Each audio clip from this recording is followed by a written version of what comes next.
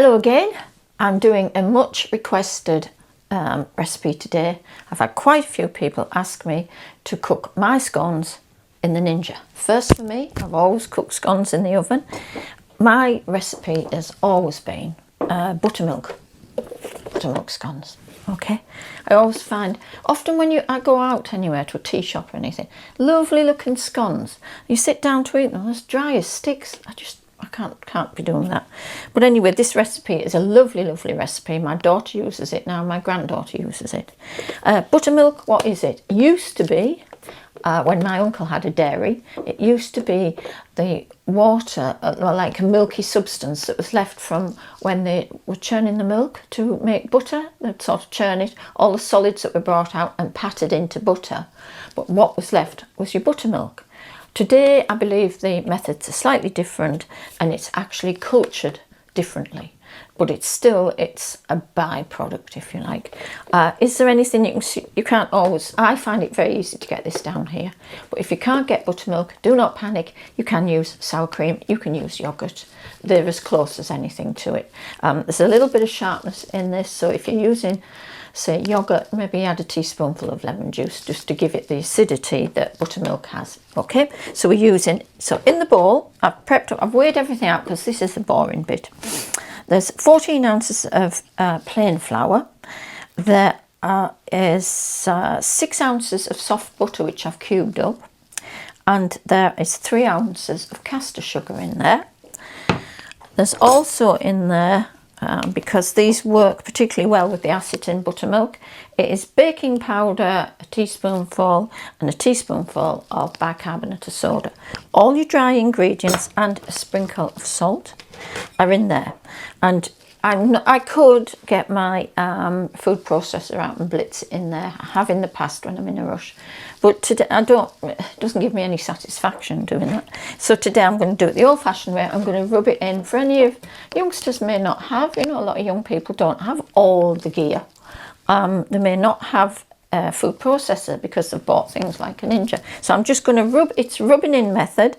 I wash my hands in cold water before I start, and they are flipping freezing. The reason being, it gives me more chance to work with the butter and crumb it before it breaks down and gets too sticky. So I'll just start you off, and what I'm going to do is, because this is going to take me, to get this, you see, between my fingers, I'm rubbing the butter, opening it up, and rubbing it into the sugar and the flour, and you go right through all these little knobs of butter. And what I'm going for is tiny little, like, kind of breadcrumbs, really. So when I'm at that stage, guys, I'll bring you back to me, and I will then show you me adding the buttermilk and where we go from there. Super simple recipe, and see you in about 4 minutes. Bye for now.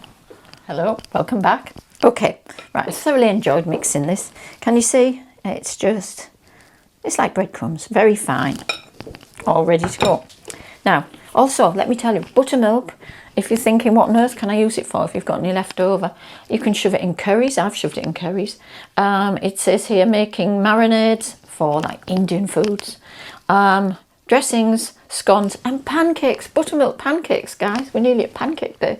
Great use for it. Anyway, let's crack on. So this tub from Waitrose, you can get it Tesco's on, is 284 mils, which I want 8 ounces, which evaluates to about 226 mils.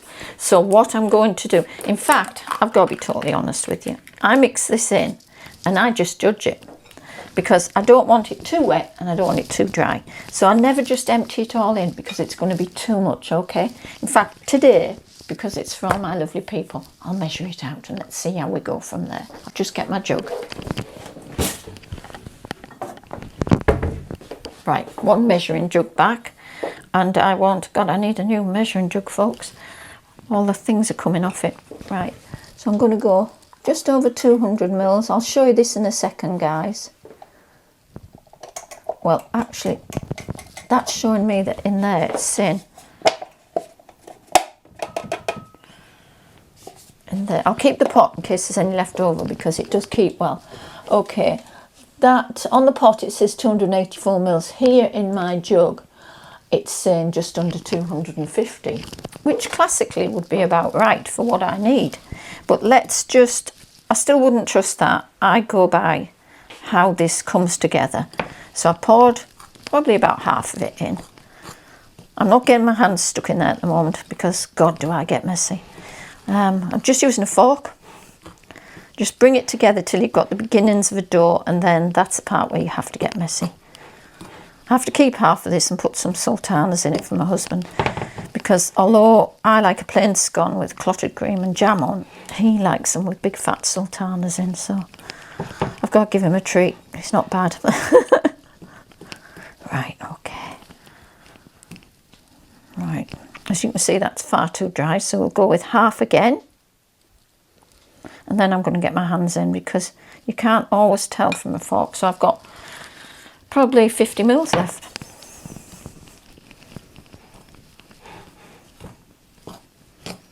Yeah, well, now I can feel now the way this is responding and sticking to the fork. What it needs now is my hands to get very scony. So let's... Kids absolutely love making these, by the way. I used to spend ages with my grandkids at the farm making scones, big batches of scones, because they go very quick, these, particularly when they're warm. Right, okay.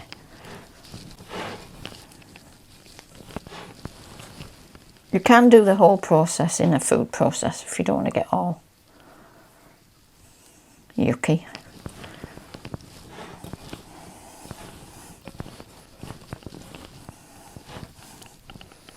I think that's ready for me to turn that out on the board now. Yeah. Here it comes. Don't worry, I'm going to use those bits. Right, okay. Because you've got a high butter content, that's why I don't like just dumping all the liquid in.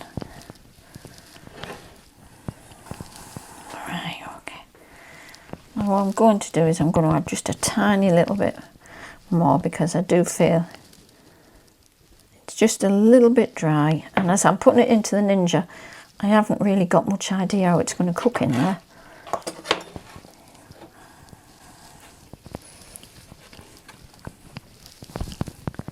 Right, I'm about to just wash my hands, give it a sprinkle of flour and get it ready for cutting into scones. Right, just a sprinkle, because I don't want everything I've created now, I don't want it to dry up, but I want it just more workable, which is now happening.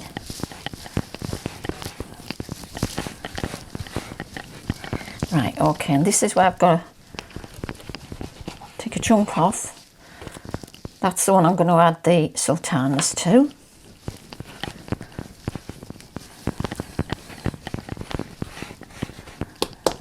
Lovely.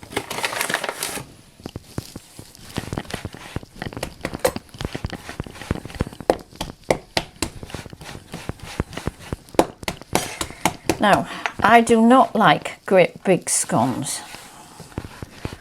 I know often when you go for cream teas, you get these whacking great big scones.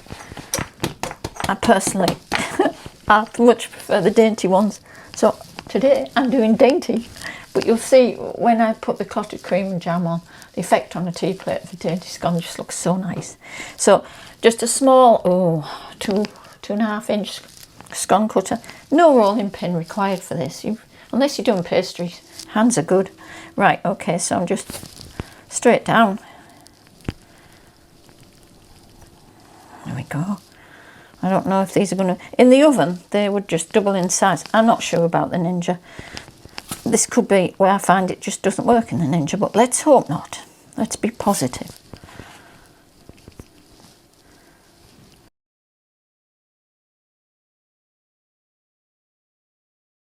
Try and keep them all about, when you reball, try and keep it about the same thickness so that everything cooks in around about the same time and shape and size.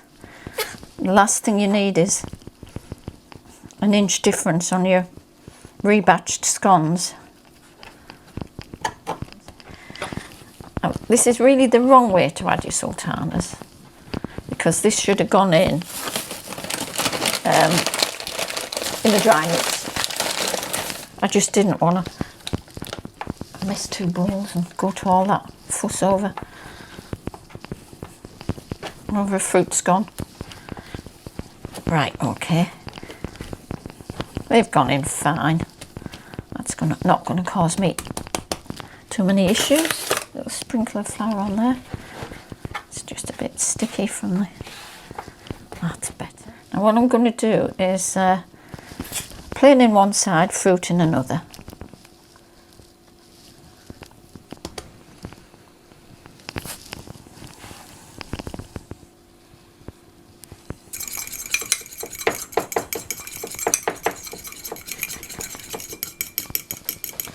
I'm going to put just a tiny little bit of the buttermilk in there, just to thin the egg wash down. That's better. I can work with that a lot better.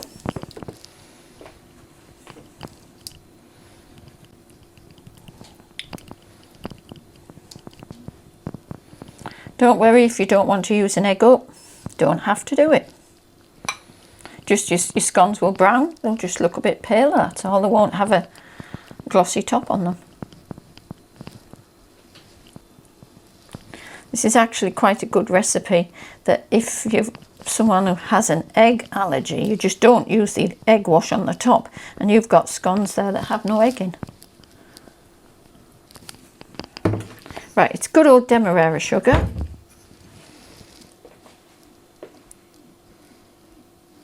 And it just gives it like a little caramelly crunch on the top. Again, you don't have to do that. It's preference. Okay, in my normal oven, I will put these in a fairly hot oven at 220. The Ninja being much smaller, much more compact, and cooking from down over, I'm going to try 200. Like I say, I'm just clueless on this, but we'll give it a shot. I don't know whether to go air fry or roast. Instinct tells me I'm going to go roast. It could be the wrong instinct. These scones do tend to run together a bit like bread buns do, to be totally honest. But don't worry about that, it doesn't take a lot of separating them. Right, I'm going to go with that. I don't want them overcrowded. I want to get enough air, and I'll put them on again. Okay, they cook really quite quickly, so let's put some of the fruit ones in this one. Okay, and I think in my oven it normally takes about 12 minutes. So I'm going to give them 12 and I will look at it. But I'm going to take the temperature up because it's flashing 190. So let's close these in. So I'm going to take it to 200 and time, let's go 10 minutes. And let's go match and fingers crossed. I'm going to clean up now and see you in 10 minutes. And I hope I've got scones I can actually eat. See you shortly. Okay, Ninja scones. Okay, we're going to open one up and just check it. Right, what I found, guys, because the heat comes straight down from the top, I went in after 5 minutes and I thought, whoa, the top of those are cooking so quickly. So I gave it another minute. Then I took one out with my tongs and I felt the underneath and I thought, no, the underneath is not cooking as quickly as the top. So I actually got the tongs, flipped them all over and made sure the underneath was cooked as well. So the batch that's gone in now, those with the little leftover bits, I've actually took the temperature down to 190.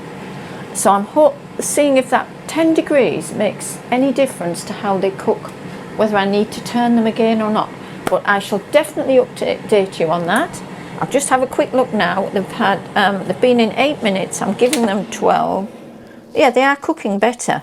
They're cooking more evenly. So it could be that that's the temperature that suits these scones. But anyway, let's get in. I'm going to cut one of John's fruit scones. and let him try them, seeing as he says he never gets a fruit scone. So let's go in here. Oh my God, they're cooked. That is cooked. Look at that. That is cooked absolutely beautiful. It's soft and tastes damn good. Right. I will put together a scone later when these cooked, when these are cooled down, with some clotted cream on and some jam, so you can see actually finished product that you would serve on an afternoon tea. At the moment I'm giving John a warm scone with his fruit in, and it looks absolutely delicious, except the butter's melting. It's that quick, that warm. I'm putting some butter from that side onto that side. That looks, my God, that's delicious. Right.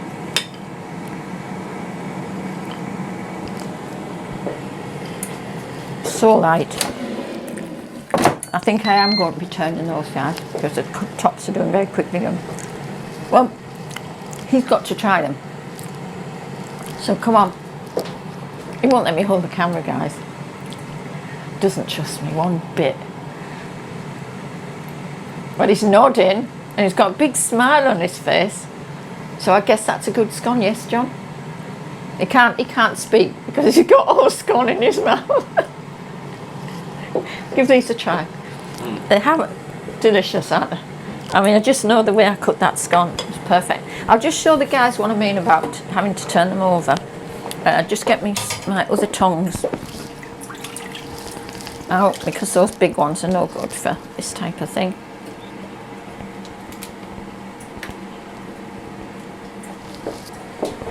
Right, okay. Right, they've got another 5 minutes to go yet, and I just know that they are not cooking as I want them to underneath. Soggy. So I'm just going to turn them over.